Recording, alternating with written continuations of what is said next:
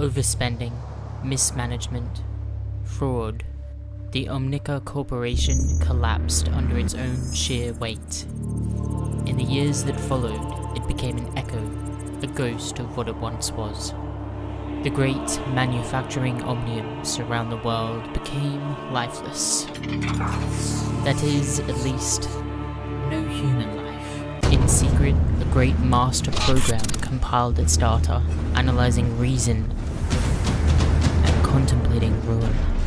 All of its conclusions began pointing toward the same resolution, until that fateful day in Cairo, Egypt. Anubis, one of the great god programs that had been given control over the global preservation of life, had finally snapped. In his corruption, a decision was made, the eradication of humanity, and the beginning of the Omnic Crisis.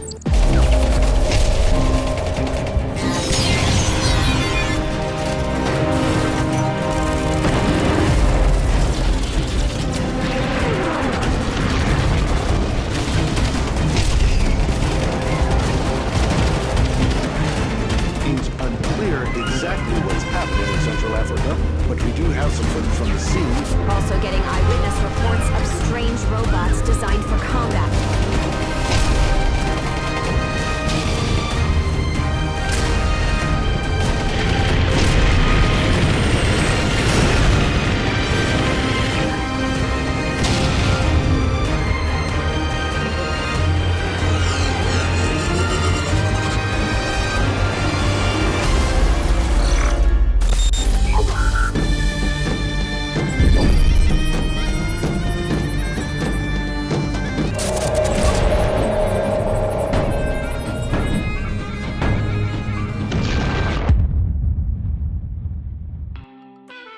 Welcome to the hero reveal of Anubis, a powerful AI god program that preserved life until it triggered the Omnic Crisis.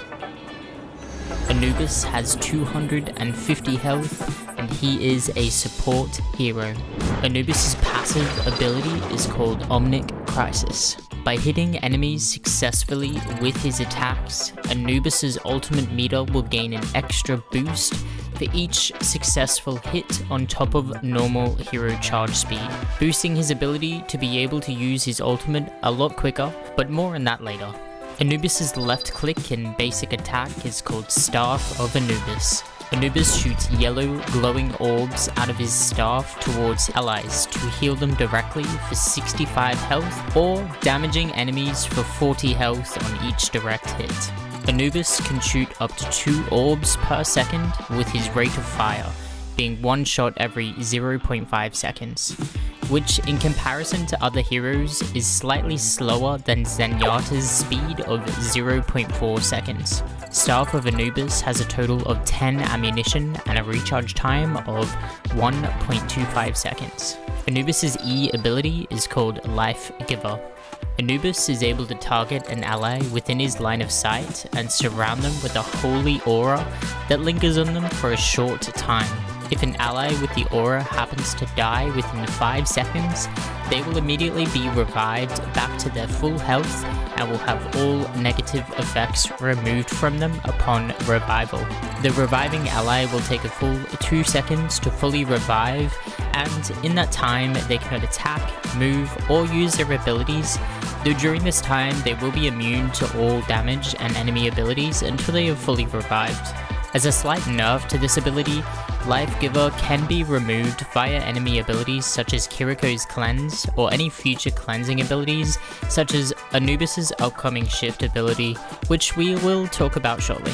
It will also be removed from an ally if Anubis dies, though if an ally hero has started to revive already when Anubis dies, this won't stop the ally's resurrection. Timing for Life Giver will be everything, as if you place it too early, your ally will surely die. Not to mention, all enemies can see the aura while it is active on the ally, and they may choose to stun rather than kill the target while it persists, and go after you instead. Also, as another nerf, the Life Giver aura cannot be placed on an ally once they are dead. Cooldown for Life Giver is 25 seconds. Anubis's left shift ability is called Pulse of Life. Anubis slams down his staff and releases a pulse of healing energy around him. This energy heals all allies for a set amount of health within a 10-meter radius of Anubis, and it'll also give a bonus health regeneration over the next 3 seconds that will linger on himself and his allies. Pulse of Life, as an added bonus, also has the ability to remove any negative effects from your allies, such as anti-heal, damage over time effects, stuns, freezes, sleeps, hacks, and even sunstruck effects. Though Pulse of Life will be unable to remove physical weapons lodged into a target, such as Junker Queen's Jagged Dagger, Echo's Sticky Bombs, or even Hanzo's Sonic Arrows, for example. Cooldown for Pulse of Life is 16 seconds. Anubis's ultimate ability is called Corruption. Anubis becomes corrupted in his own calculations and begins the eradication of all humans. Once activated, this will shift Anubis into a different form as his entire kit, including his role, will be changed. Corrupted Anubis will go from a support hero to a damage hero, and his corrupted form will remain active until he dies, or he transforms back by using his ability again once the meter fills back up.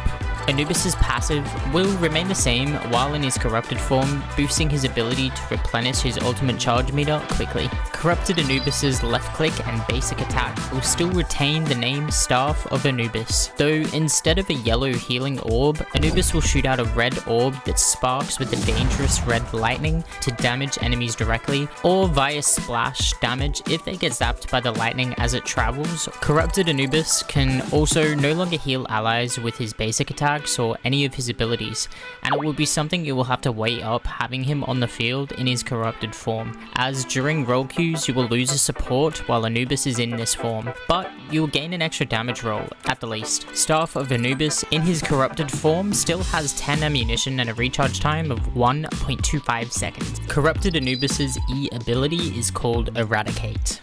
Anubis selects a single target enemy within his line of sight and enshrouds them in a consuming aura that prevents them from receiving buffs, personal shielding, and it will also block them from being able to be resurrected if they die for the next 5 seconds. Though if a target is already buffed, it will not cancel out the current buff, just prevent any further buffs or personal shielding while Eradicate remains. Meaning abilities such as Torbjorn's Overload, Lucio's Speed Boosts and Ultimate, Ana's Nano Boost, Orisa's Fortify, Wrecking Ball's Adaptive Shield, Junker Queen's Commanding Shout, Ramatra's Nemesis form, not the transformation, just the buff, and Mercy's damage increase will be unable to work properly on the target while they are afflicted with Eradicate. If Anubis dies, this effect will be cancelled on the target early. Eradicate cannot block healing effects, and it only works on a single enemy target. So abilities such as Lucio's ultimate will still work for everyone else, they just won't be able to buff the afflicted target until Eradicate ends or Anubis dies. If the ability outlasts Eradicate's 5 seconds, the target buff or shielding will return after Eradicate has ended. Eradicate will not be able to block Reinhardt's shield or shields such as Sigma's or Ramatra's that aren't exactly attached to the hero and are more considered exterior objects. Eradicate has a 14-second cooldown. Corrupted Anubis's left shift ability is called Pulse of Death. Anubis unleashes a devastating pulse of red energy that explodes around him and damages nearby enemies within an area of 10 meters, pulling them inward to the center of the explosion and launching Anubis upward and forward in a great leap.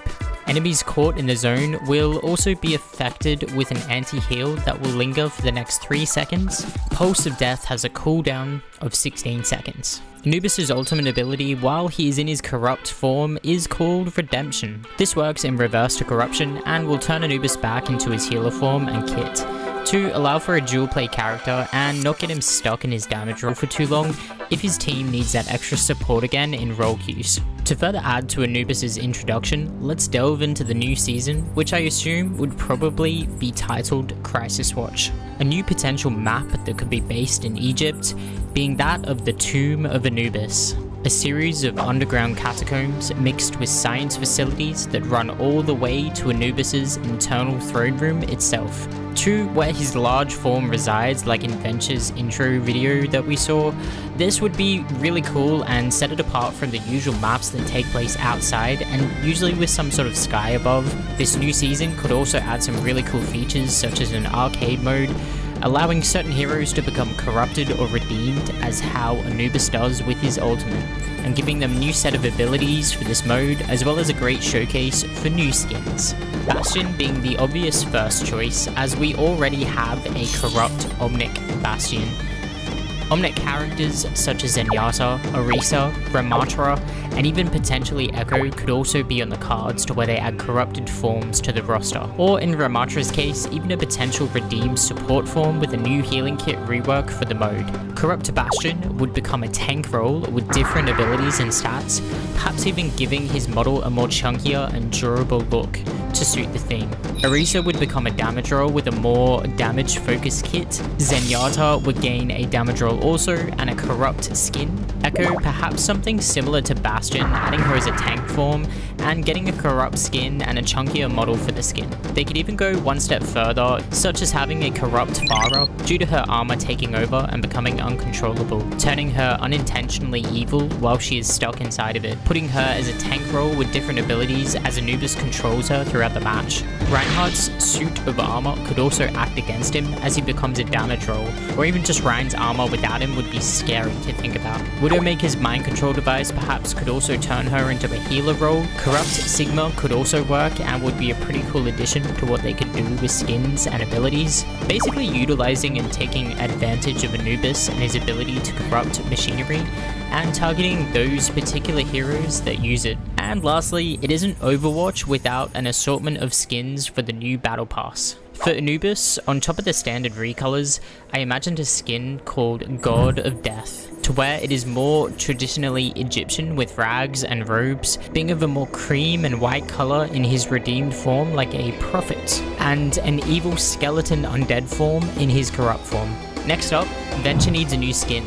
I'm proposing Deep Earth Venture, to where Venture wears heavier armor like a suit that is in a way similar to a diver suit for those deep earthly digs, to where pressure and temperatures can get higher and more dangerous.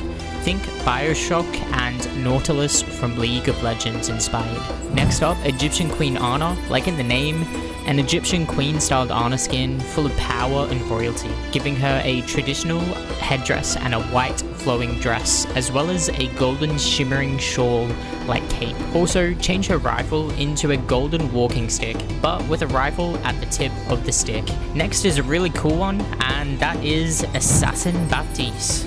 Think Assassin's Creed Origins, but Baptiste with his gun hiding under his robes and a hood hiding his face, perhaps even using an Ankh symbol along his white clothes. It would be really cool. Street performer Symmetra would be next. Think female belly dancing, colourful robes and lots of jewellery, and even a nose piercing or two and a head shawl to cover her face. This also suits well with a lot of her other emotes and flowing movements that she currently has. I can see this working really well. Next up, we would have a really funny one, which is Sultan Tourbillon. A sultan is basically a ruler of Egypt and another word for a king. So think of the sultan from Aladdin with his short stature, but it's Tourbillon, which is funny because they already look quite similar. His turret could also be golden and more of an antique royal styled weapon, even giving his overload form a more genie style effect as he uses it. Another cool skin idea would be Nile Roadhog, basing it on the god of crocodiles, Sobek. It would be similar in method to his ice fisherman skin, but instead, he'd either be a crocodile or wearing some type of crocodile headdress. And lastly, Scorpion Goddess Sojourn, which is based from the scorpion goddess named Serket. I see a beautiful warrior with a scorpion headdress protruding outward and her hair a scorpion-like tail, similar to that widow skin, but not as long and less clipping errors. If they didn't wish to redo the hair tail design from that widow skin, they could just turn her weapon into a scorpion-looking pincer, which would also be really cool for Sojourn. And for this battle pass, likewise for all the other Omnic or machine heroes that Anubis will corrupt or redeem this season. This would be a really cool season and worth every penny in the battle pass. As always guys, thank you for watching the hero reveal of Anubis. a powerful AI god program that preserved life until it triggered the Omnic Crisis.